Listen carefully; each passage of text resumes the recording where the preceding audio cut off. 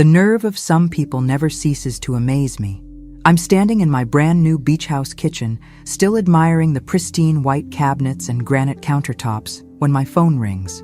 It's Crystal, my daughter-in-law, and from her tone, you'd think she was doing me the favor of a lifetime. "Margaret, we've decided to spend Christmas at your beach house. Me and my 17 relatives will be arriving Christmas Eve and staying through New Year's. Have everything ready for our arrival. If you're watching this, subscribe and let me know where you're watching from. Now, let me back up and tell you how we got here. 3 months ago, I bought this gorgeous 4-bedroom beach house in Myrtle Beach.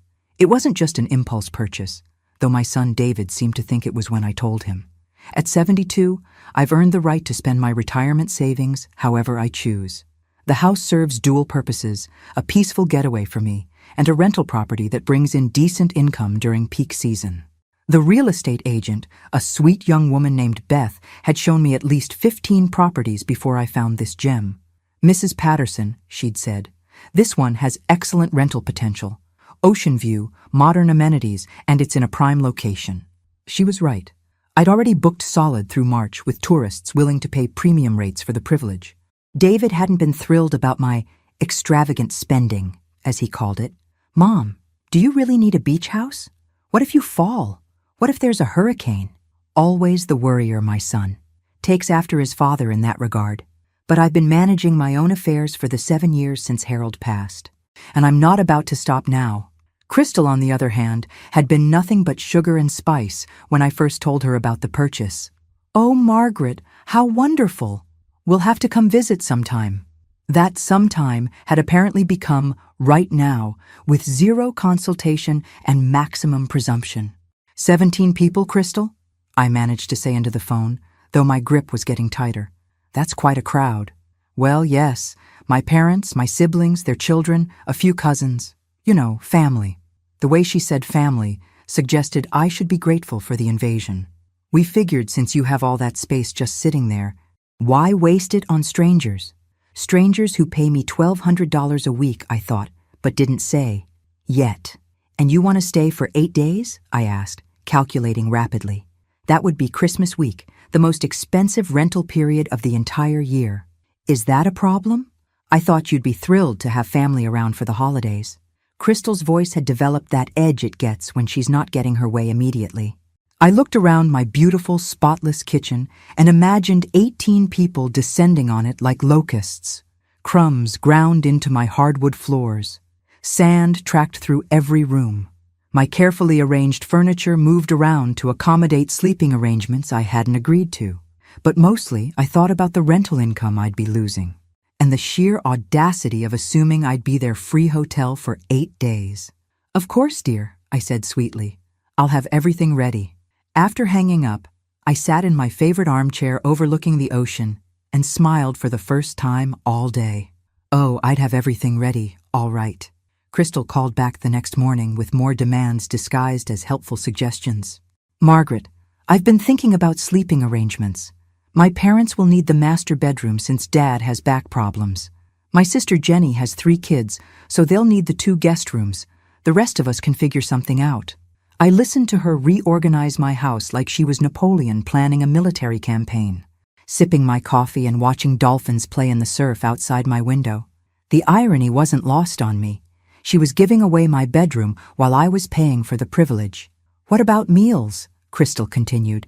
"I assume you'll handle most of the cooking since you know the kitchen and all. Mom doesn't travel well, and Jenny will be exhausted dealing with her kids." Ah, yes, I thought. Let's add personal chef to my list of unpaid services. "Don't worry about groceries," she added generously.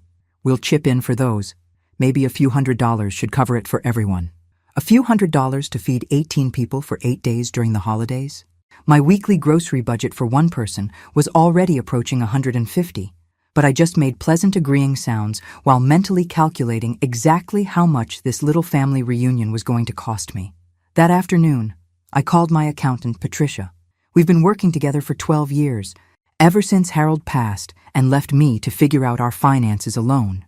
Patricia never talks down to me or suggests I need a man to help with complicated money matters. "Patricia, hypothetical question," I said. If I were to rent my beach house to 18 people for 8 days during Christmas week, what would be fair market rate? She laughed. Margaret, nothing hypothetical about that tone. Christmas week? Prime beachfront property? You're looking at minimum $2,000 for the week, probably closer to $2,500 with that many people. Maybe more with all the amenities you've described. $2,500. I did the math quickly. That's what Crystal's family gathering was going to cost me in lost rental income, not counting my additional expenses for food, utilities, cleaning, and my own displaced sleeping arrangements. Thanks, Patricia. You've been very helpful. Margaret, whatever you're planning, I have a feeling it's going to be interesting. That evening, I researched local hotel rates for comparison. The Marriott was charging $450 a night for a 2-bedroom suite during Christmas week. Even the modest Hampton Inn was getting $250 for a standard room. I printed everything out and filed it neatly in a folder labeled Christmas 2024. Then I went online and ordered a small portable printer, some official-looking invoice templates, and a credit card reader that would work with my phone. If Crystal wanted to turn my beach house into a hotel, then we were going to run it like a business. The best part? She'd given me 3 weeks to prepare, plenty of time to get everything properly organized. I fell asleep that night listening to the waves and planning what was going to be a very educational holiday for my daughter-in-law. 3 weeks later, I was ready. Crystal's family convoy started arriving on Christmas Eve afternoon. 5 cars pulling into my circular driveway like they owned the place. I watched from my living room window as they unloaded enough luggage for a month-long expedition, children running everywhere, adults shouting instructions over the ocean breeze. Crystal emerged from the first car wearing a white sundress that probably cost more than most people's car payments. Her parents followed, Henry and Susan Walsh, both looking exactly like the entitled, demanding people I'd expected. Crystal's sister Jenny corralled 3 children who immediately started tracking sand across my pristine entryway before anyone had even been formally invited inside. "Margaret!" Crystal called out, arms spread wide like she was greeting an old friend instead of commandeering my property. "Isn't this perfect? Everyone's so excited to be here." She hugged me with the kind of embrace that looks warm but feels calculating. "I hope you don't mind. We stopped and picked up some groceries. Just the basics. I'm sure you'll want to supplement for the real cooking." The basics turned out to be 2 bags of chips, a case of beer, and some hot dogs. For 18 people. For 8 days. My mental calculator was already running overtime. "Where should we put everything?" Henry Walsh demanded, hauling a suitcase the size of a small refrigerator up my front steps. "Susan needs to lie down immediately. Her arthritis is acting up from the drive." "Of course," I said pleasantly. "Let me show everyone to their accommodations." I led them through my house with the practiced demeanor of a professional hotel manager.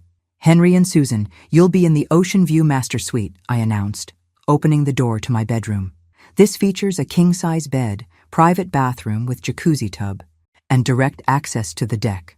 Susan immediately began rearranging my personal items on the dresser. "This will do nicely.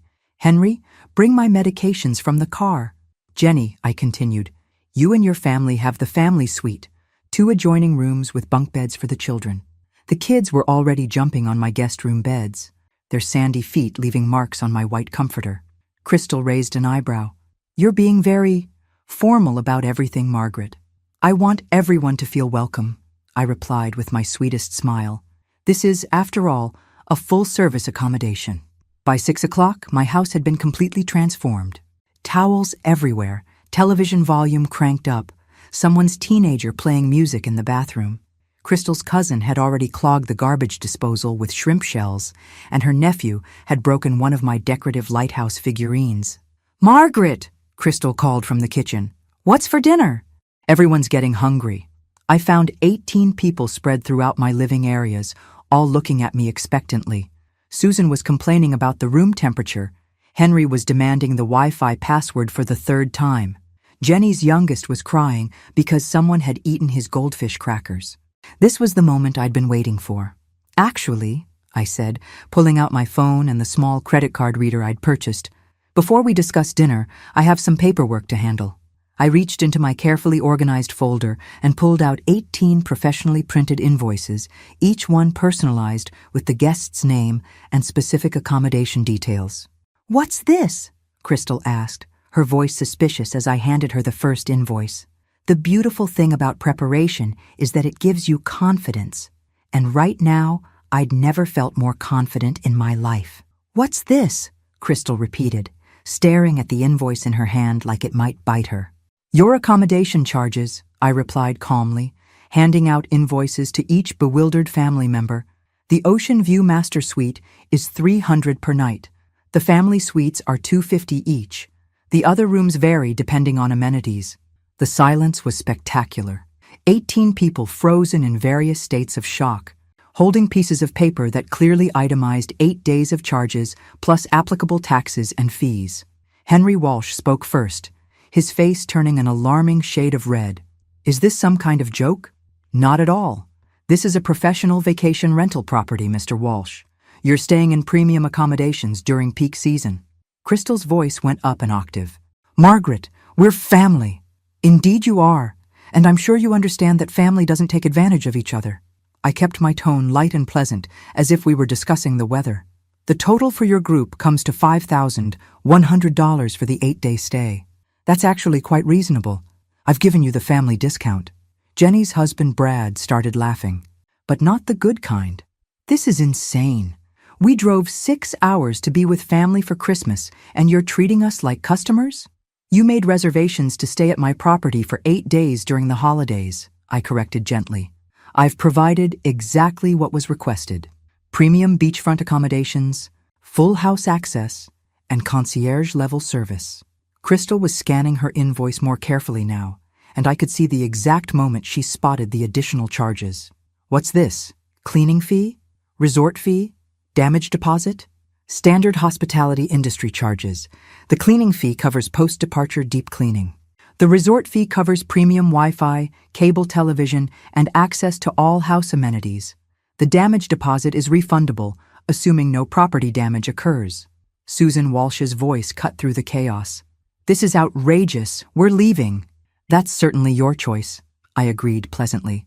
"Though I should mention that Christmas Eve hotel availability in Myrtle Beach is extremely limited, and rates will be considerably higher than what I'm charging."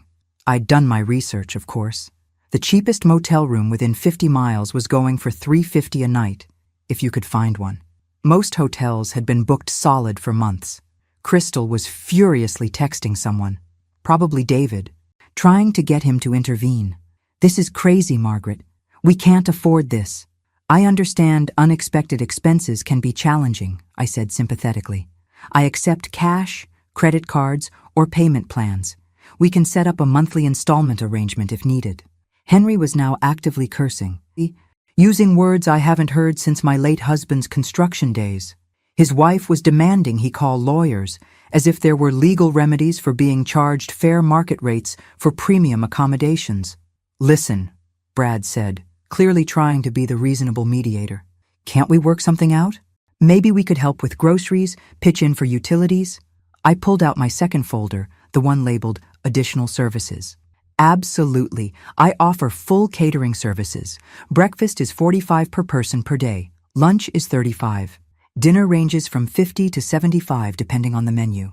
I also provide housekeeping, laundry service, and grocery shopping for additional fees." The mathematical reality was finally sinking in. Crystal grabbed a pen and started adding numbers. "This would cost us more than going to Disney World." "Disney World doesn't offer oceanfront accommodation or personalized service," I replied. "But I understand it's a significant investment." My phone rang at that perfect moment. "Excuse me," I said, stepping into the kitchen. "Hello? Mrs. Patterson, this is Jennifer from Coastal Rentals. I know it's last minute, but we have a corporate client desperate for a large property Christmas week. They're offering $3,500 for 5 days, full payment up front." I listened to her pitch while watching Crystal's family argue in my living room, their voices getting louder and more desperate by the minute. "I'll call you back in 10 minutes, I told Jennifer. When I returned to the living room, the mood had shifted from outraged to calculating. They were hudding together, whispering urgently. Crystal looked up at me with the fake smile she'd perfected for manipulating David. "Margaret, we need to discuss this reasonably." Oh, this was going to be interesting. "Let's be reasonable about this." "Margaret," Crystal said, her voice dripping with the kind of sweetness that makes your teeth hurt. "We're family. Surely we can work out some kind of arrangement." I settled into my favorite armchair, the one with the perfect view of both the ocean and the chaos unfolding in my living room. 17 people were staring at me like I'd personally canceled Christmas, which in a way, I suppose I had. "I'm listening," I said pleasantly. Henry Walsh stepped forward, puffing up his chest like he was about to deliver a corporate presentation. "Look, Mrs. Patterson, we understand you've made an investment in this property. But charging family members commercial rates is just wrong. It's not what family does." "You're absolutely right, Henry," I agreed, watching his face brighten with premature victory. "Family doesn't impose on each other without permission. Family doesn't assume they can take over someone's property for free. Family doesn't demand someone else cook, clean, and provide unpaid hotel services." His smile faded faster than a beach tan in winter. Crystal tried a different approach. "Margaret, I think there's been a misunderstanding. When I called about Christmas, I assumed you'd want family around. I thought you'd be lonely." The audacity was breathtaking. "How thoughtful of you to worry about my loneliness. Though I'm curious, when exactly did you plan to inform me about 17 guests?" "I told you 17 relatives were coming. On 3 days' notice, Crystal, after I'd already turned down legitimate paying customers." Jenny finally spoke up, bouncing her crying toddler. "This is ridiculous. We can't afford hotel rates for 18 people. Mom, Dad, can you talk sense into her?" Susan Walsh, who'd been suspiciously quiet while rearranging my bedroom, emerged with a new strategy. "Margaret, dear, I think you're having some kind of episode. This obsession with money isn't healthy for someone your age. Maybe we should call David." The crazy old lady card. How original. "By all means, call David," I said. "I'm sure he'll be fascinated to learn that his wife planned an 8-day vacation for 18 people without consulting either the host or her own husband." Crystal's face went pale. In all her scheming, she apparently hadn't considered that David might not approve of her Christmas surprise. Brad was still trying to negotiate. "Look, what if we split the difference? We'll pay for groceries, help with cooking, clean up after ourselves." "That's very generous," I replied. "Housekeeping services are an additional $75 per day, regardless of who performs them. Cooking is extra. Groceries for 18 people for 8 days will run approximately $800, assuming we're not talking steak dinners every night." I could see them doing math in their heads, and none of the numbers were working in their favor. Crystal's teenage nephew, who'd been texting frantically throughout this entire conversation, looked up with panic in his eyes. "Aunt Crystal, I checked online. There's literally nowhere else to stay. Everything's booked." "There's a KOA campground about 30 miles inland," I offered helpfully. "They might have tent sites available." The mental image of Henry and Susan Walsh spending Christmas in a tent was apparently too much for everyone. Susan started crying, the manipulative kind that's supposed to make you feel guilty. "I can't believe you're doing this to us on Christmas Eve, after everything we've been through this year. What exactly have you been through?" I asked with genuine curiosity. The question seemed to stump her. "Well, things. Difficult things." Crystal jumped back into negotiation mode. "Margaret, what if we paid half?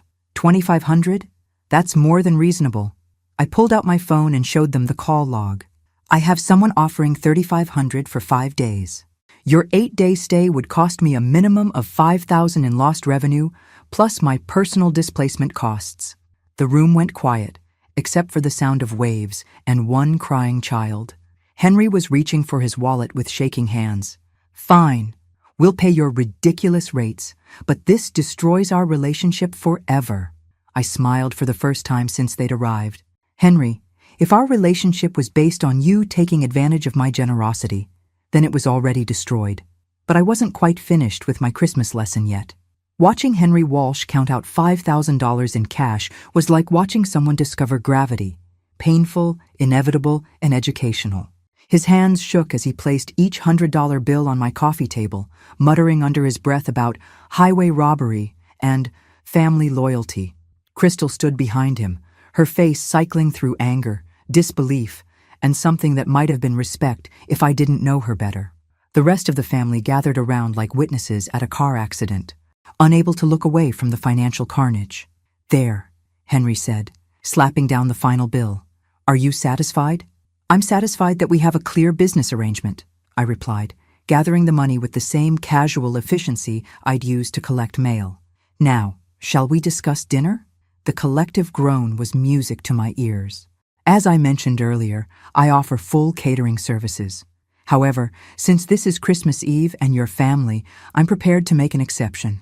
I paused just long enough to see hope creep back into their faces. I'll allow you to use my kitchen to prepare your own meals. Allow us? Jenny's voice cracked. Kitchen use is normally an additional fee, but I'm waiving it for the holidays. I handed her a laminated card I'd prepared earlier. Here are the kitchen rules. No dishes left in the sink overnight. Clean as you go. Replace anything you break. The garbage disposal is off limits after the shrimp incident. Susan Walsh, who'd been surprisingly quiet during the payment collection, suddenly perked up. Wait a minute. If we're paying hotel rates, don't we get hotel services? Room service? Daily housekeeping? I smiled at her with the patience of a kindergarten teacher explaining basic concepts. Those are additional services. Susan, your base rate covers accommodation only. Would you like to see the service menu? Before she could answer, my phone rang again. David's name flashed on the screen, and every eye in the room focused on me like I was about to answer a call from the president. Hello, sweetheart, I said warmly. I said, putting the call on speaker. Merry Christmas Eve. Mom, what the hell is going on? Crystal just texted me some crazy story about you charging them to stay at your house. The silence in my living room was so complete I could hear seagulls outside. I'm running my vacation rental business professionally. David, Crystal booked accommodation for 18 people during peak season. I've provided exactly what was requested. But Mom, it's family. Yes, it is. And your wife decided to plan an 8-day vacation for 18 people without consulting you, me, or considering that I might have other plans for my property during the most profitable week of the year. I could hear David processing this information. He's a good man, my son, but he's always been a little blind to Crystal's manipulative tendencies. Crystal didn't discuss this with you? He asked, and I could hear the temperature dropping in his voice. 3 days' notice for 18 people, David. I had to cancel paying customers. The pause that followed was telling. Crystal, is this true? Every person in my living room suddenly found the floor fascinating. Crystal's face had gone from pale to green. I thought it would be a nice surprise, she stammered. For the family. You planned an 8-day vacation for 18 people without asking me, without checking our budget, without even confirming with Mom first? The tide was turning, and everyone could sense it. David, I said gently, your wife has paid for their accommodations. Everyone is welcome to stay and enjoy their Christmas vacation. I'm simply running my property like the business it is. How much did this cost us? David's voice was dangerously quiet. Crystal whispered something unintelligible. How much, Crystal? $5,000, Henry answered when Crystal couldn't find her voice. The silence from David's end of the call stretched so long, I wondered if we'd been disconnected. Mom, he finally said, I'll call you back. Crystal and I need to have a conversation. After I hung up, the room remained frozen. 18 people afraid to move, afraid to breathe, afraid to discover what other surprises I might have in store. I looked around at their shell-shocked faces and felt something I hadn't experienced in years, complete and total control of my own life. Now then, I said pleasantly, who's hungry? The next morning brought the kind of chaos that makes you appreciate living alone. I woke up at 6:30 to the sound of someone running water, cabinet doors slamming, and what appeared to be a full-scale argument happening in my kitchen. Where are the coffee filters? Jenny's voice carried up the stairs. How should I know? This isn't my house.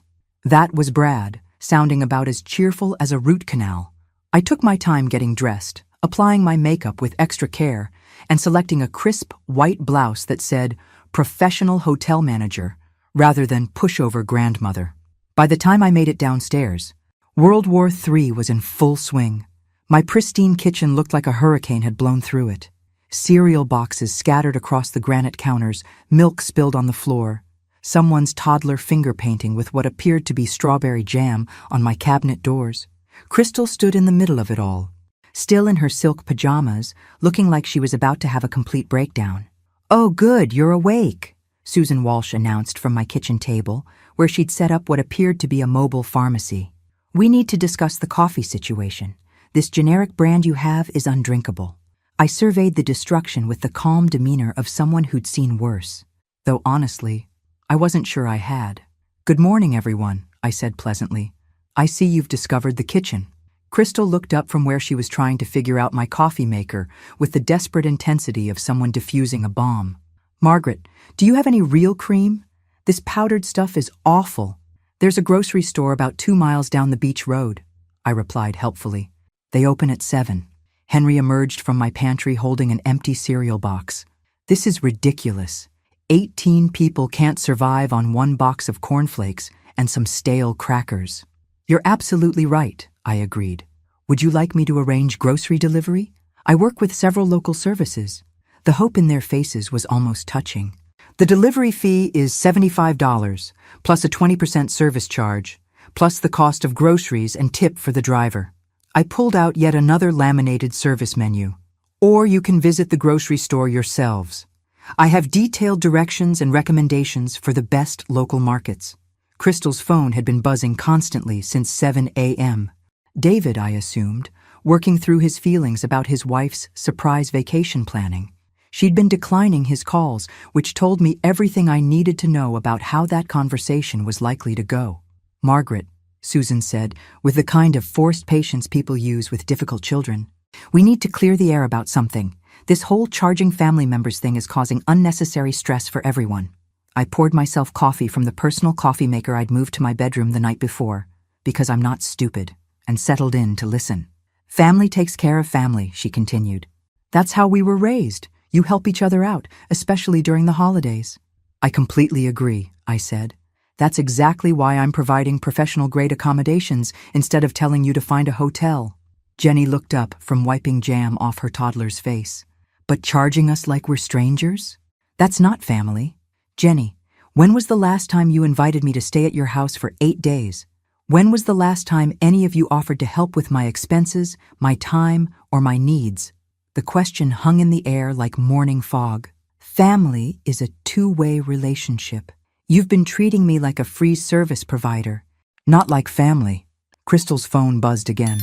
This time she answered it, stepping out onto the deck where we could all see her through the glass doors, having what appeared to be an increasingly heated conversation with my son. Henry decided to try a different approach. "Look, Margaret, we understand you're upset about the short notice, but punishing us financially isn't the answer. I'm not punishing anyone. I'm charging fair market rates for premium services during peak season. The punishment would be if I'd said no and sent you all to sleep in your cars." Susan snorted. "Fair market rates. You're taking advantage of a captive audience." "The same way you took advantage of my hospitality," I replied evenly. Through the glass doors, we could see Crystal's conversation with David becoming more animated. Her hands were flying around, her voice rising even though we couldn't hear the words. Finally, she hung up and stood staring at the ocean for several long minutes before coming back inside. "David wants to talk to you," she said quietly, handing me her phone. The room went silent except for the sound of waves and children arguing over the last of the cereal. "Hello, sweetheart," I said. "Mom, I owe you an apology. Crystal finally told me the whole truth about how this trip was planned." I could hear the strain in his voice. "What did she tell you?" "That she never asked your permission. That she just assumed you'd be available and happy to host everyone for free. That she never even considered the financial impact on you or the fact that you run this as a business." Crystal was watching me with the expression of someone waiting for a jury verdict. "She also told me about the rental income you're losing and how much it costs to feed and house 18 people. David's voice was getting steadier, more resolved. "Mom, I had no idea. If I'd known, I never would have let this happen. I know that, David. Crystal's going to apologize to you properly, and we're going to figure out how to make this right." I looked around the room at 17 people hanging on every word of our conversation. "David, everyone has already paid for their accommodations. The business arrangement is settled. What happens next is up to all of you." But what happened next was going to surprise everyone, including me. What happened next was that Crystal started crying. Not the manipulative tears she'd tried earlier, but the ugly, honest kind that comes when someone realizes they've made a spectacular mistake. "I'm sorry," she sobbed into her hands. I just wanted everyone to have a nice Christmas together, and I thought you'd be happy to have us all here. The thing about genuine remorse is that it's completely different from strategic tears. Everyone in the room could sense the difference, including me. Crystal, I said gently, sit down. She collapsed into one of my kitchen chairs like a deflated balloon. Her perfect hair was a mess, her silk pajamas wrinkled, and her makeup had migrated to interesting new locations on her face. I've never organized anything this big before, she continued. David always handles the planning, the budgets, the logistics. I just wanted to do something special for once, something that would bring everyone together. Henry and Susan exchanged glances that suggested this was the first they'd heard about their daughter's lack of planning experience. When did you first think about having Christmas here? I asked. 3 weeks ago. I was talking to Mom about how scattered everyone's been since Grandma Rose died, how we never all get together anymore. And then I remembered you mentioning the beach house, and it seemed perfect, big enough for everyone. Beautiful location, and you're always saying, family is important. The pieces were starting to come together. Rose Walsh, Crystal's grandmother, had died 6 months ago. She'd been the family matriarch, the one who organized all the gatherings, kept everyone connected. Her death had left a gap that Crystal was apparently trying to fill. So you called everyone and invited them, I said. I called everyone and told them we were having Christmas at Margaret's beach house, she corrected miserably. I never said I'd asked you first. I just assumed it would be fine. Jenny was staring at her sister with growing understanding. Crystal, you told us Margaret had invited us. You said she was excited about hosting everyone. I know. I panicked when everyone started saying yes, but then I figured once Margaret saw how happy everyone was, she'd be glad we came. The psychology was becoming clearer. Crystal had painted herself into a corner with good intentions and poor execution, then doubled down instead of admitting her mistake. And the money? Henry asked quietly. Crystal's face crumpled further. I never thought about money. I just assumed family helps family, right? Margaret has this beautiful house just sitting here. We needed somewhere to gather. It seemed obvious. Susan was looking at her daughter like she was seeing her clearly for the first time. Crystal, honey, you can't just assume someone will host 18 people for free, even family. I know that now, Crystal wailed. But by the time I realized what I'd done, everyone had made plans, taken time off work, driven here from 3 different states. I couldn't cancel Christmas. The room was quiet except for her crying and the distant sound of waves. Everyone was processing this revelation, that Crystal wasn't a master manipulator, just someone who'd made a huge mistake and then panicked. Brad, who'd been silent through most of this drama, finally spoke up. So what now? We're here. We've paid. Christmas is tomorrow. I looked around the room at these 17 people who'd driven hundreds of miles to be together, who'd spent their Christmas money on my unexpected hotel rates, who were stuck in a situation none of them had asked for. Now we have Christmas, I said simply. Crystal looked up with red, swollen eyes. What do you mean? I mean you wanted a family Christmas, and you're going to have one. But we're going to do it right. I walked to my junk drawer and pulled out a yellow legal pad and pen.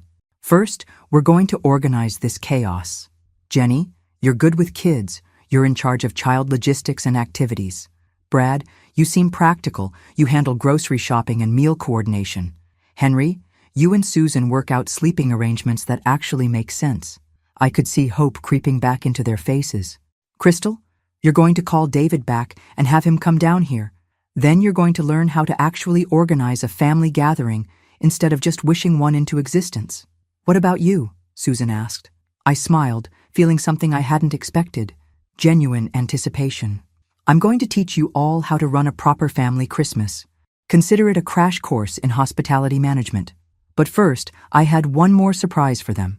The surprise was in my garage, wrapped in old moving blankets and waiting for exactly this kind of moment.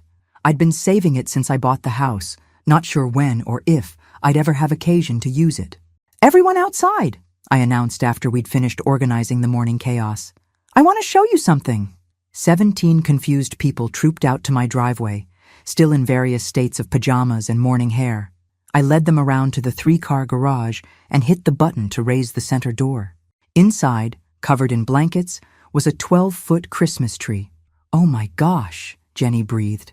I'd bought it from a local tree farm 2 weeks ago, back when I was planning to spend Christmas alone with a good book and some expensive wine. The tree lot owner, a sweet man named Carl, had convinced me that a woman with a house this size needed a tree to match. I figured if I was going to spend my first Christmas in a beach house, I should do it properly, I explained, pulling away the blankets to reveal a perfectly shaped Fraser fir. But it's a bit much for one person. The children were already circling the tree like sharks around a life raft. Even Henry looked impressed, despite himself. "We'll need ornaments," Susan said practically. "Already handled." I opened a series of storage containers I'd positioned along the garage wall.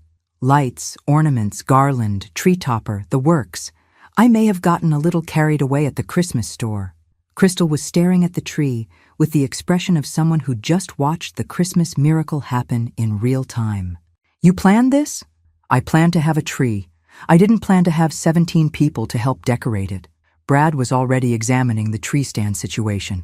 "This is going to be a project. We'll need to get it through the front door, set it up in the living room, probably move some furniture." "That's what family is for," I said, surprised to hear myself mean it. The next 3 hours were controlled chaos of the best kind. Henry and Brad worked out the logistics of moving furniture and positioning the tree. Jenny organized the children into decoration teams. Susan, who apparently had opinions about ornament placement that would make Martha Stewart weep, took charge of the actual decorating process.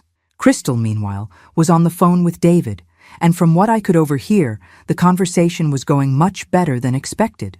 "He's coming down tonight," she announced when she hung up. "He said he wants to see this miraculous Christmas transformation for himself." "And?" I prompted, sensing there was more. "And he said he's proud of me for finally admitting when I'm wrong instead of doubling down." She paused, looking embarrassed. "Apparently, it's something I do." Susan snorted from her position near the tree. "Something you do? Honey, it's your signature move." By afternoon, my living room had been transformed into something that belonged on a Christmas card. The tree dominated the space, perfectly lit and decorated with a combination of my new ornaments and some family heirloom pieces that Susan had apparently packed just in case. More importantly, the house had filled with something I hadn't experienced in years. The comfortable chaos of family working together toward a common goal. "You know," Henry said, collapsing into my armchair after we'd finished hanging the last garland, "this is nice. Different from what we usually do, but nice." "What do you usually do?" I asked. "Fight about whose house to use, argue about the menu, stress about money, complain about travel arrangements," Jenny listed with disturbing accuracy. "Usually by Christmas Day, half of us aren't speaking to the other half. This year, we got all the fighting out of the way on Christmas Eve," Crystal said with a weak smile. "Plus, we have professional accommodations and a dedicated event coordinator," Susan added, gesturing toward me. I was starting to see these people differently. Not as invaders or freeloaders, but as a family, struggling to figure out how to be together without their matriarch. They were grieving and lost, and trying to recreate something precious, without really understanding how it had worked in the first place. "Tell me about Rose," I said. The change in the room was immediate. 17 faces softened with memory and loss. "Grandma Rose could organize anything," Crystal said quietly. "She knew exactly how many people were coming, what everyone liked to eat, who needed to sleep where. She made it all look effortless. She also had 40 years of practice," Susan pointed out. "You're trying to replace someone who'd been doing this since before you were born." "But she'd be happy we're all together," Jenny added. "That's what mattered to her most." I looked around my living room at these people who'd accidentally stumbled into exactly what Rose Walsh would have wanted for them. But tomorrow was Christmas Day, and I had one final lesson to teach them about what family really means. Christmas morning dawned with the kind of spectacular sunrise that makes you believe in magic. I was up early, as usual, sitting on my deck with coffee and watching the waves when I heard the first stirrings of life from inside the house. By 7 a.m., chaos was brewing again, but this time it was the good kind. Children's voices, adults trying to organize gift distribution, someone burning something in the kitchen that was probably supposed to be breakfast. I'd made a decision during my quiet morning moments. Today was going to be about more than just surviving Crystal's planning disaster. Today was going to be about showing this family what they were capable of when they worked together, instead of against each other. "Good morning, everyone," I called out as I came inside to find my living room full of people in various states of Christmas morning excitement. Crystal was sitting on the floor near the tree, looking calmer than I'd seen her since she arrived. David's car in the driveway explained the change in her demeanor.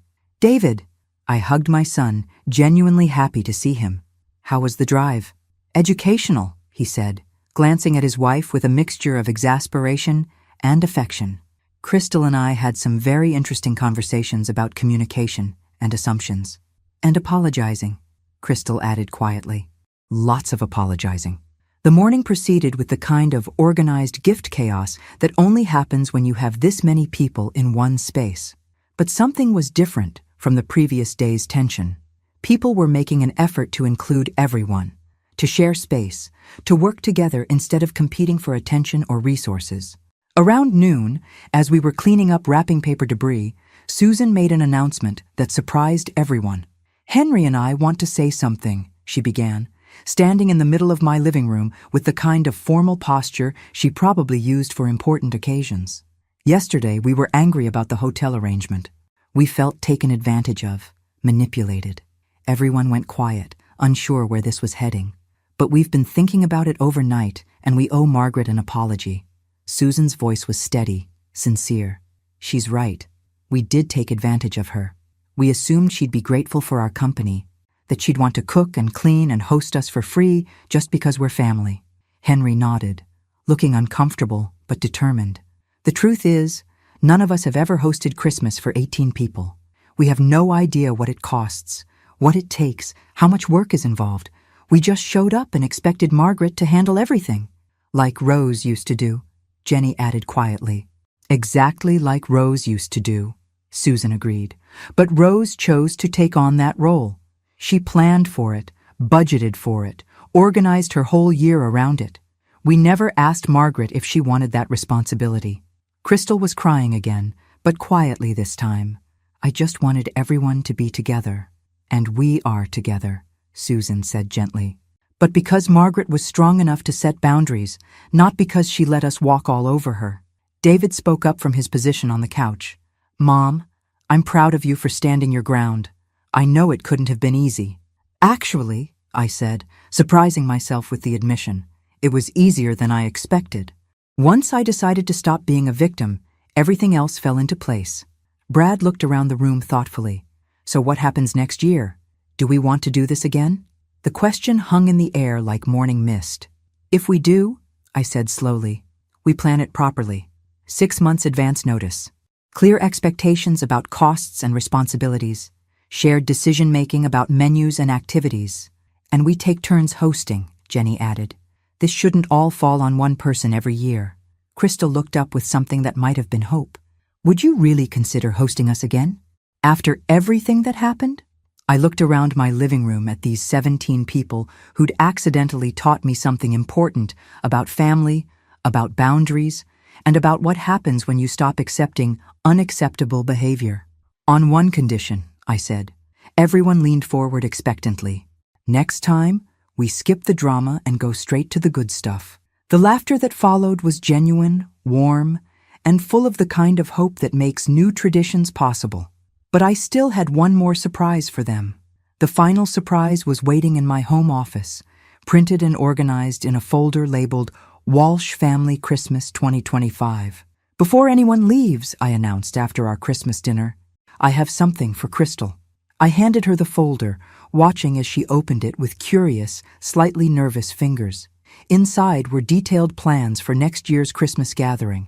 Location options, budget breakdowns, timeline templates, responsibility matrices, and contact information for local vendors and services. "What is this?" she asked, flipping through pages of charts and schedules. "It's a hospitality management toolkit," I explained. "Everything you need to actually plan and execute a family gathering without panic, assumptions, or last-minute chaos." Susan peered over her daughter's shoulder at the meticulously organized planning materials. "This is incredibly detailed. I spent my career in project management before I retired," I said. "Organizing large groups is just a skill like any other. It can be learned." Crystal was staring at the folder like I'd handed her the keys to the kingdom. You want me to plan next year? I want you to learn how to plan next year. There's a difference. David looked at the materials with obvious admiration. Mom, this is amazing. You could sell this kind of consulting service. I could, I agreed, but I'd rather teach it to family. Jenny was examining the budget templates. These are so thorough.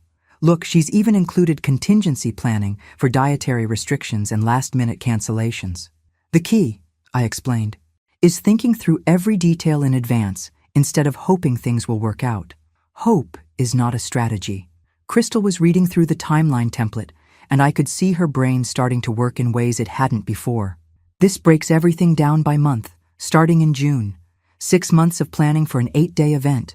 That's how you avoid panic, I said. And how you avoid putting all the burden on the host.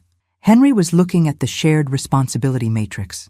This distributes tasks among different family members. No one person is responsible for everything. Exactly. Rose managed Christmas for 40 years because she gradually took on more and more responsibility until it became entirely her job. But it doesn't have to work that way. Susan was nodding thoughtfully. This could actually work. If we all commit to our pieces, if we plan ahead, if we communicate properly. Big ifs, Brad pointed out. All the best family traditions start with big ifs, I replied. Crystal closed the folder and looked at me with an expression I'd never seen before. Genuine respect mixed with gratitude. Margaret, I don't know how to thank you. For the planning materials, for hosting us despite everything, for teaching me how to do this right. Thank me by doing better next time, I said simply. David stood up and hugged me tightly. Mom, this has been the most educational Christmas I've had in years. Educational? I laughed. I learned that my wife needs more practice with planning, my family needs better communication skills, and my mother is much stronger than any of us realized. As the afternoon wound down and people started talking about departure times, the energy in the house was completely different from when they'd arrived. There was harmony where there'd been chaos, respect where there'd been assumption, cooperation where there'd been conflict. You know, Crystal said as she was packing her bags, I think Grandma Rose would have liked how this turned out. How do you figure? I asked.